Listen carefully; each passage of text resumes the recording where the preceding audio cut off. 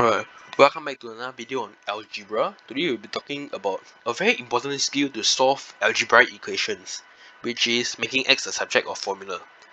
So obviously when you hear this term, it may sound very cheap, especially for the P6s out there.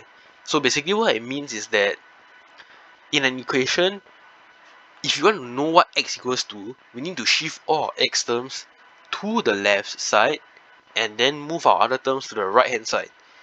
And then finally we can solve x, the value of x from there. So that's what making x separate of formula means. So like let's say we have this equation from the previous lessons. I have 3 containers containing x sweets each. I also have 3 more sweets. So my mom says that I have 24 sweets in total. So how many sweets are in each container? So with this information we can actually form an equation.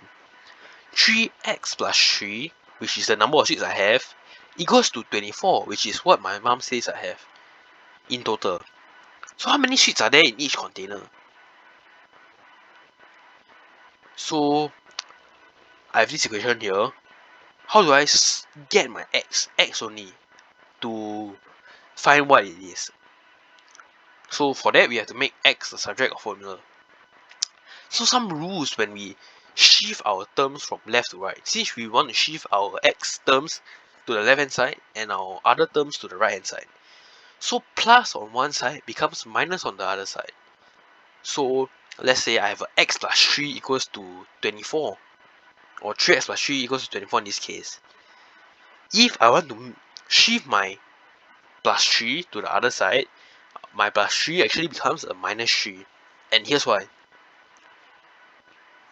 Okay, let's say in a equation, we have a left hand side and a right hand side.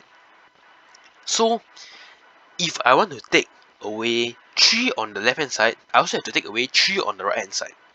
So actually, by shifting, what you're actually doing is removing the term from one side.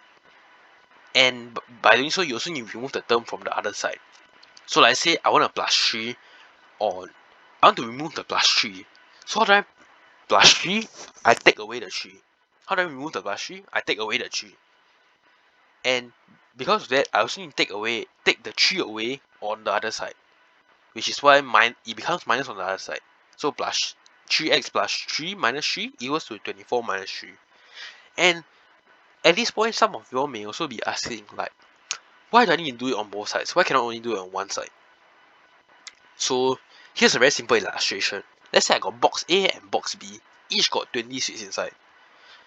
So like let's say inside box A, there's 3 sweets I don't want. And I take them out. So before I took them out, each box got 20 sweets, right? So I can say that the number of sweets in box A equals to the number of sweets in box B. But after I take these 3 sweets out from box A, can I say that the number of sweets in box A now is equal to the number of sweets in box B? Not really, right? Because box A got 17 sweets, box B got 20 sweets. So to make them equal, what I want to do is also take out 3 from box B. And then I can finally say that actually the number of sweets in box A now is equal to the number of sweets in box B now.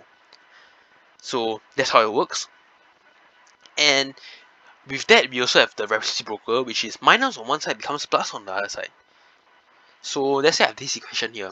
5x equals to 24 minus 3. And I want to move my 3x from the right hand side to the left hand side. So how do I do it? So like the previous slide, if I want to remove something, I have to do the opposite. So let's say I take away 3 sweets from you, and you want to get the same number of sweets you have back. So you need to plus 3 more sweets, right? So for this equation, we need to plus 3x on both sides. And as to why it's both sides, I've already mentioned it just now. So that's usually how it works for plus and minus. And our next thing we need to know is how to divide and multiply to remove coefficients. So for whole number coefficients, actually what I want to do is divide. So before doing this, move all x terms to the left hand side and all other terms to the right hand side. And I'll explain why later. So let's say 8x equals to 24. How do we find out x? And how do we remove the 8? Okay, so here's a very simple model for illustration. So I have 8 units of x, and altogether they give 24. How do you do it? Obviously, you can divide, which is basically what we need to do. It's like, actually it's like model method, if we can break it down simple enough. So our x is actually 24 over 8 equals to 3.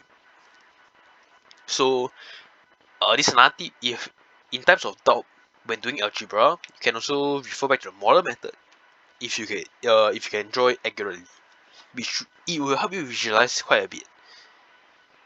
So next, this is a more problematic part, I would say, fractional coefficients. So multiply both sides to remove our fractional coefficients. And as always, before doing this, move all x terms to the left hand side and all other terms to the right hand side. So let's say I have this simple equation, half x equals to 4. How do I want to find x? So another model here. So 4 from half of x. How do you find x? So before I show answer, I see some of you all may say like, actually instead of multiplying we can also do adding, cause half plus half also give you 1. Half x plus half x also give you x. So you can do 4 plus 4. But what if they give you like 1 over 100 x? Will you want to do 4 plus 4 plus 4 plus 4 plus 4 100 times? Not really, right? So multiplication actually helps us make this a shortcut. So basically what we want to do is we multiply the denominator of, if it's 1 over something, we multiply the denominator on both sides to remove our denominator, and we'll get x only. So let's say I have this example, 2/3 x equals to 4, and this is why I say you only get x if your numerator is 1 over something for fractional coefficients. So actually when you multiply 3 on both sides, you get 2x equals to 4 times 3, which is 12. So basically you treat 2x over 3 as a fraction. When you multiply 2x over 3 by 3, you will still get 2x. So in this case, you need to divide by 2 as well. So it's like you multiply by 3 to remove the fraction, and then you divide by 2 to remove the whole number coefficient. And now we talk about why we need to settle plus or minus first. So like let's say I have 3x plus 8, and then we see this equation and then we are very excited, like wow, immediately we can remove the 3. So we divide by 3, but actually when you divide by 3, what you're actually doing is you are dividing by the whole term, so the whole expression. So 3x plus 8 bracket over 3 equals to 11 over 3. And what this means is that we get very ugly whole numbers. And worse still, we got a 3x plus 3 bracket over 3 on the left hand side. So obviously if you are more advanced in algebra, you can talk about how you want to decompose the fraction and shift the terms. But let's not think too far, because algebra in primary school is still rather basic. So this is why you need to settle the plus and minus terms first, which will make your life 100% easier. So let's move on to a few questions, actually just one.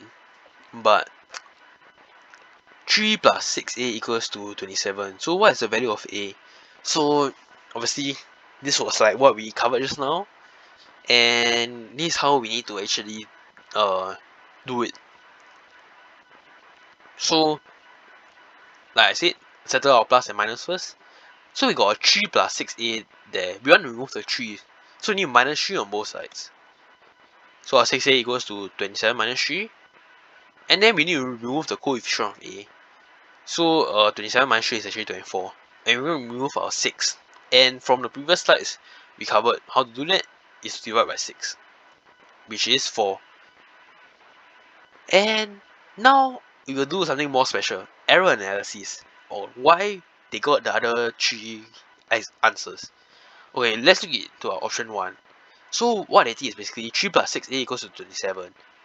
Then to remove the 3, they add 3 on to both sides, thinking that you will remove the 3 on the left hand side. So it becomes 6a equals to 30.